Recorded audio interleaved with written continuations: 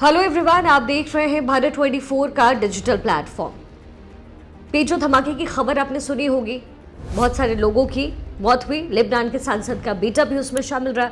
3000 से ज़्यादा लोग घायल हैं और इसमें ईरान में लेबनान के राजदूत भी हैं और सांसद भी। इसके अलावा लेबनान के वो हिजबुल्ला लड़ाके जिनके ऊपर ये अटैक हुआ, जो इसराइल के खिलाफ जंग लड़ते रहे हैं। ऐसे में इन धमाकों का सीधा सीधा आरोप इसराइल और उसकी खुफिया एजेंसी मोसाद पर लगा, जो इस तरीके के ब्लास्ट कराने में माहिर है। ये जो धमाके हैं वो क्या मोसाद ने करवाए हैं? आखिर मोसाद ने ऐसी कौन सी तकनीक का इस्तेमाल किया कि लेबनान के पेजो तक हैक कर लिए? क्या वो तकनीक है और पेजो क्या होता है, ये आज हम आपको यहाँ पर बताने वाले हैं। क्योंकि जब पेजो में अटैक होता है तो फिर इसका मतलब है कि टेक्नोलॉजी भी अब हैक किया जा सकता है और ये सेफ नहीं है मेरे और आपके लिए भी। देखिए, टेक्नोलॉजी जो है ना वो अलग तरीके से काम करता है और टेक्नोलॉजी जब काम करता है ना तो फिर उसमें जो हैक करने का सिस्टम होता है वो भी एक्टिव हो सकता है। अब जो जानकारी पेजो अटैक को लेकर के मिली है उसके बाद कोई भी सेफ नहीं है। पहले एआई का जिक्र हुआ, एआई के जिक्र के बाद से ही और एआई के एग्जिस्टेंस के बाद से ही कह सकते हैं हमने देखा है कि लोग जो है ज़्यादा अनसेफ हो गए हैं। फ़ोन आने से पहले पेजर्स का इस्तेमाल होता था, इसमें सिर्फ मैसेज आते थे और जाते थे। रेडियो सिग्नल का इस्तेमाल करके जो एनर्जी है ट्रांसफॉर्म किया जाता है। फिर मोबाइल आता है और मैसेज आने जाने लगे, उसमें फ़ोन पे बात हो सकती है, आप जानते हैं। व्हाट्सएप से लेकर के टेलीग्राम, मैसेंजर, तमाम चीज़ों का जो है इस्तेमाल होता है। लेकिन पहले पेजर होता था।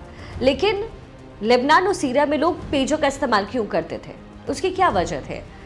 लेकिन आपको यहाँ पे ये बताएंगे कि पेजर जो है वो बिना मोबाइल नेटवर्क के काम करता है और यही वजह है कि पेजर का इस्तेमाल किया जाता है। जिन इलाकों में आज भी मोबाइल का नेटवर्क नहीं है वहाँ पेजर काम करता है और इसी के जरिए मैसेज भेजे जाते हैं और रिसीव किए जाते हैं। इसराइल से लड़ने वाले लेबनान के हिजबुल्ला लड़ाकों को लड़ाई के दौरान कई ऐसे इलाके में जाना पड़ता है जहाँ पर नेटवर्क नहीं होता है। ऐसे में वो पेजर का इस्तेमाल करते थे। पिछले साल 7 अक्टूबर को हमास और लेबनान के हिजबुल्ला के इसराइल पर हमले के बाद ही हिजबुल्ला ने अपने लड़ाकों को मोबाइल फ़ोन इस्तेमाल करने से रोक दिया था और इसकी वजह ये थी कि मोबाइल फ़ोन से कम्युनिकेशन के दौरान लोकेशन ट्रैक हो सकता था, जिसकी कोशिश इसराइल की सेना यानी आईडीएफ और इसराइल की खुफिया एजेंसी यानी कि मोसाद हमेशा से करता रहा है। हिजबुल्ला के लोकेशन ट्रैकिंग के दौरान ही जो है मोसाद को ये पता चला कि अब हिजबुल्ला के जो लड़ाके हैं मोबाइल फ़ोन का इस्तेमाल नहीं करते हैं बल्कि पेजर का इस्तेमाल करते हैं। ऐसे में मोसाद ने अपने हमले का तरीका ही बदल दिया। जितनी भी न्यूज़ एजेंसी है उन्होंने दावा ये किया है कि ताइवान में बने पेजर की 5000 की जो खेप लेबनान जानी थी, मोसाद ने वहाँ तक अपनी पहुँच बनाई और फिर पेजर की बैटरी पर ऐसे बॉम्ब फिट किए जो किसी भी स्कैनर में स्कैन नहीं हो पाया।